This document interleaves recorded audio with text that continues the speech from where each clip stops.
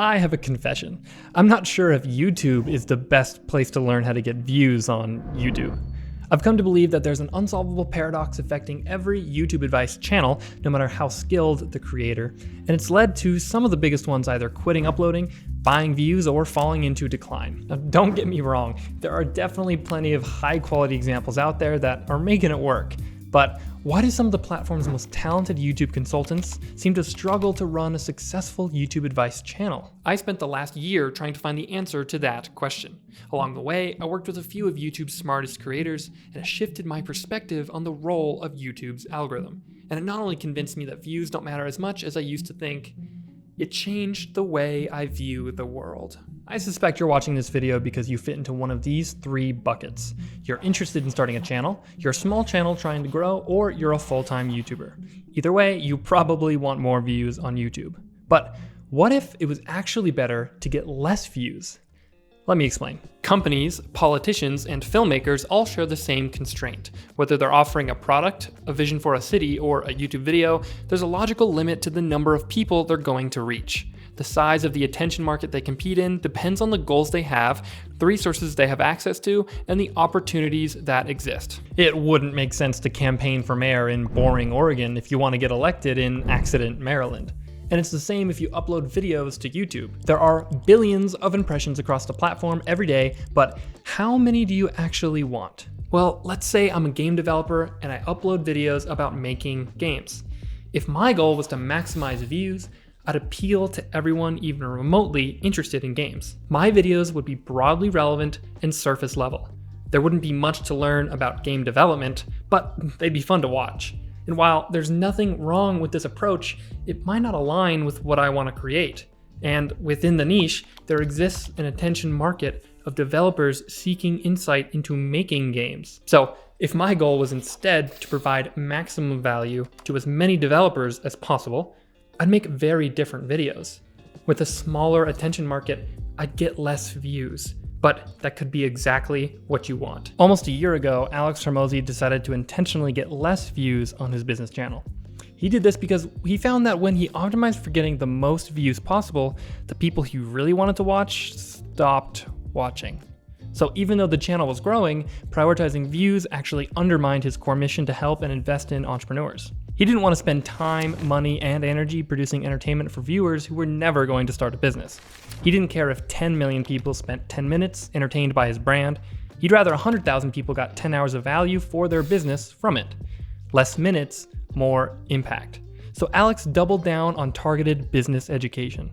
Views went down, but value went up, ad revenue went up, and so did traffic to his investment firm. What I learned from Alex is that if you want more followers, maximize your audience and prioritize views.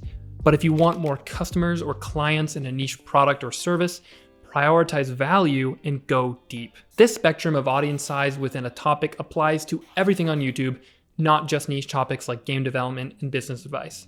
But this is where YouTube advice as a niche has a unique disadvantage. Normally, the size of the attention market a channel is going after is irrelevant to a viewer. They just want to watch a good video. But imagine a viewer whose specific expectation from a channel is that it will help them get more views on YouTube. Not get more sales or land more sponsorships, but get more views. They're always going to notice this number before clicking. The market cap for personal brand content is small on YouTube. And so, okay, then I'm like, well, that's fine, because these people are gonna pay me 5 to 10 grand for coaching directly. That's a lot of money. I'd only need 10,000 views and I can still make millions of dollars. Well, the problem for me, so that would be the strategy, right? Like that would make sense. Okay, be fine with 10,000 views for personal brand. Well, the nuances here is that I am selling myself as the expert at personal brand. I'm gonna teach you how to get hundreds of thousands of views, but then you look at my channel and it only has 10,000 views per video. And so the strategy starts to hurt itself, because it's like, if even though I'm making the best video possible and getting the maximum views based off this search term and the liquidity and the attention market there, even if I make the best video possible, I only get 10 or 20,000 views. That's a win internally, but the perception of people outside who want my coaching are gonna use that vanity metric against me in their buying decision. If you make videos about getting a lot of views on YouTube and tie your identity to that, the trap is set. Views should go down if you want to provide deeper value and attract potential clients. But views should go up because credibility is tied to that number. And since YouTube advice is already a pretty small niche, even if you cater to the largest bucket, the incentive is to always make surface level content. When Ed quit Film Booth, he described how in order to get enough views per video, he had to address the entire attention market for YouTube advice. A lot of his viewers wanted more relevant value, but he kind of had to ignore them. Except Ed wasn't trying to be famous and grow his following, so maximizing views wasn't his end goal. He wanted clients. Like Alex, he decided to niche down and make more targeted videos, but he had to shift his brand from being about getting views to helping business owners make more money with video. I know so many people in the YouTube ecosystem who have world-class talent in one or more skills that are valuable to running a high-level YouTube channel. They sell their expertise to YouTubers to either come up with video ideas or consult on scripts or whatever, and yet this paradox holds them back from making their own YouTube advice channel around their YouTube strategy skill set. So if I make videos about getting views on YouTube, I have 3 options. Stick to surface level, broadly appealing videos, monetize with views, brand deals, and beginner focused products. Or ignore the view trap and make deep, targeted videos to an advanced audience and try to attract clients despite the contradictory strategy. Or just do what Ed and others did and pivot. Okay, wait, option 1 doesn't even seem that bad. Tons of channels get lots of views on each video with broadly appealing content. So what's the problem? Well, other than the fact that I personally wouldn't want to make that type of video forever, I think an incentive to maximize views at all costs is damaging long term. But it depends on how you define success. For me, views and followers aren't how I measure success because I value these things so much more. Low value views don't matter to me. I couldn't be happy producing brain rot shorts for the masses to waste their time on. So I don't think my goal should be to go viral every time. The things that truly change us and add value to our lives, the deep ideas, rarely do. Lately, I've been fascinated by the nature of creativity, what it truly is, why we as humans value it, and how we can nurture it within ourselves. And a few months ago, I found this book, and it genuinely changed my life. I'm currently reading it again, taking detailed notes and annotations this time. This book is almost 30 years old, and its message still lives on and can help people like me better understand creativity. Before the book, I found this less valuable but still life-altering podcast episode that discussed what creativity is and the neural circuits involved with it. And then on LinkedIn, I saw this post featuring this image that defines creativity. I'm not sure what it's trying to say, but a friend shared it to make fun of how pointless and surface level it was, despite getting 69,000 likes, which was a repost of someone else's work whose original post got 90,000 likes. And I swear, some of these comments have got to be fake, right? But this got 10 times the likes of the podcast, and who knows how to compare it to the book that's older than I am. Of course, not everything can be a book or a podcast, but I know I'd get more value out of 5 minutes with a book like this than 5 hours on LinkedIn. So how useful are these metrics really? It's a genuine question. I'm still trying to navigate this problem. But I do know that what often works best on social media is easily digestible, oversimplified, and surface level concepts that avoid all nuance and complexity. After all, competition on these platforms is high and attention spans are low. I had a chat with a YouTube strategist friend of mine about this, and he said, "It's sad to dilute the information because I really want to help YouTubers fulfill their dream of going full time. But I can't give 100% of the information I know would help because they don't want to read it. Attention is easy, value is hard. The things that spread the fastest are rarely the things that matter most." I saw this firsthand with a channel I co-created called Going Indie. One of our videos has nearly 4 million views, and I'm proud of its success.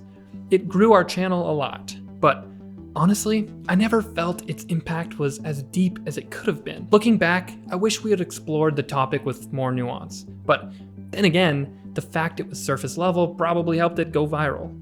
Then later, we made this video about the optimistic future of the esports industry, despite its recent struggles. It was something we genuinely cared about and felt deserved to be covered. We published it and it kind of flopped. But through making it, we made industry connections and gained value that went far beyond YouTube metrics. So I think its impact for us and to our audience was greater than the viral one, despite getting a fraction of the views. Virality from one, more intangible value from the other. Both are great to have, though I wouldn't want to run a channel where I felt forced to ignore these ideas and only attempt viral hits. Except that's exactly the pressure I felt on this channel.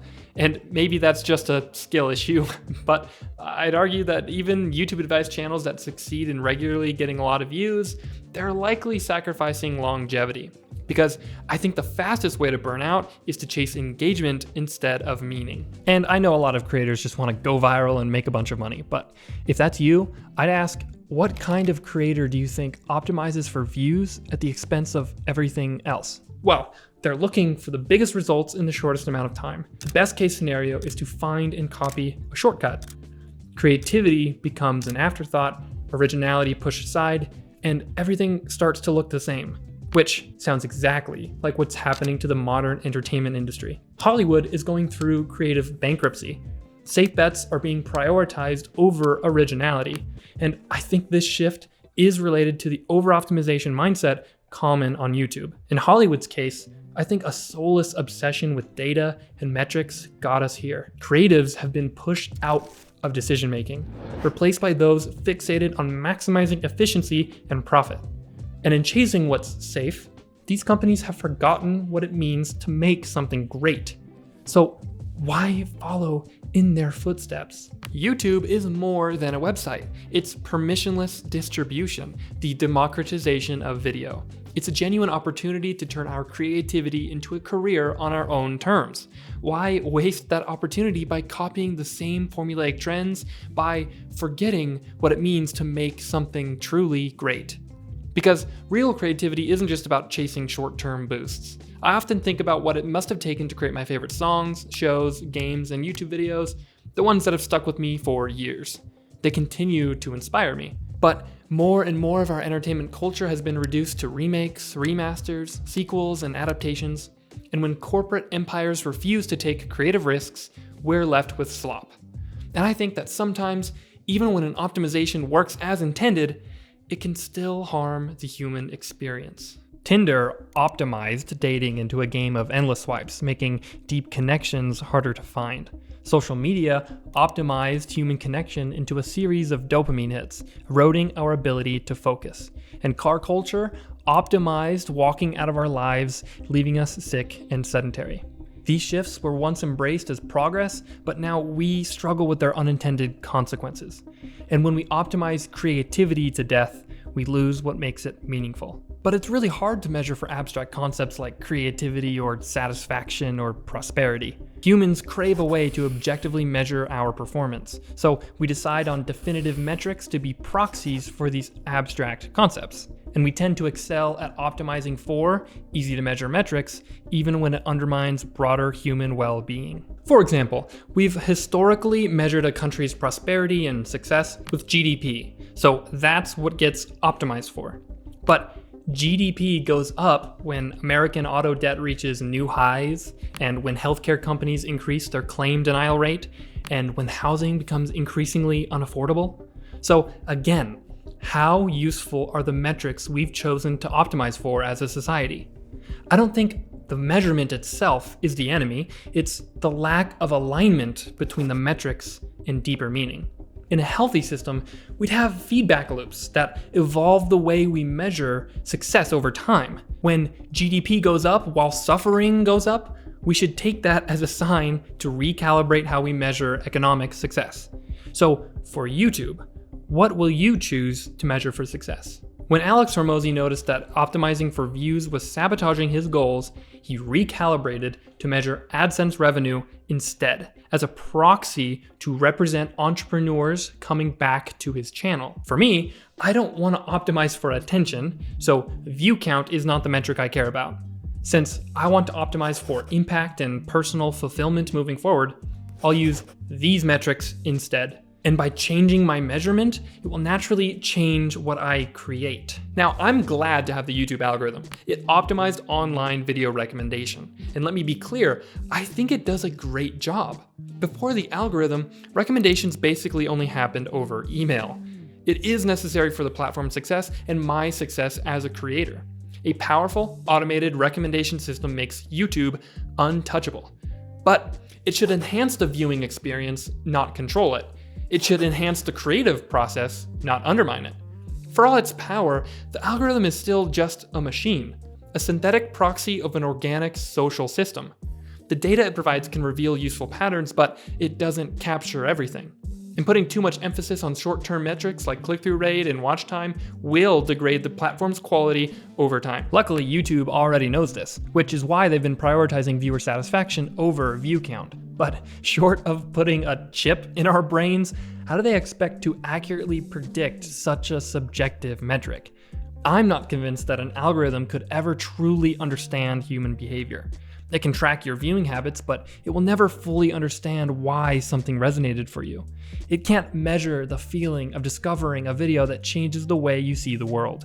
It can't predict the long-term impact of an idea. And it's because of these limitations that I think creators should use the algorithm as a tool, but never blindly optimize for it. When we optimize for the machine, we stop making videos for people. When more and more of our culture is shaped by what's safe, efficient, predictable, we don't need more people creating for machines. And in a world with increasing social isolation, we don't need more machines creating for people. Yet, we continue to move towards these two outcomes. So what kind of future do we actually want? When society is inevitably saturated by artificial intelligence, I believe the most valuable things will contain those natural human elements. Expressions of personality, references and inside jokes, flaws and imperfections. These things add value. They don't detract from it. They're the undeniably human creations that were made by people for people. And participating in that brings me so much fulfillment.